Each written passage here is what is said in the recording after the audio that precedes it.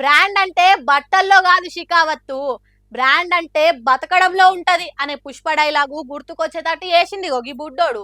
గొప్పతనం అనేది ఉంటున్న గుడిసెల కాదు, పేదరికంలో కాదు, ఆలోచనల్లో ఉండాలి అన్నట్టు చేసిండు గీ చిన్నోడు. చూడండి మీరే.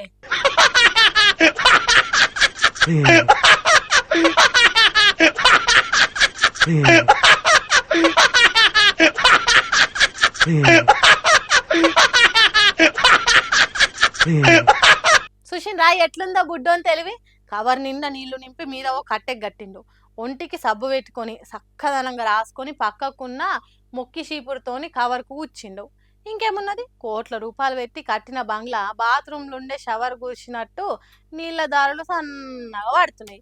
దాని కింద ఎగురుకుంటా ఎంజాయ్ చేసుకుంటా స్నానం చేసిండు చిన్నోడు. ఇది కదా క్రియేటివిటీ అంటే, ఇది కదా దుఃఖాన్ని దూరం చేసుకున్నాడు అంటే, ఇది కదా గొప్పగా బతుకుడు అంటే.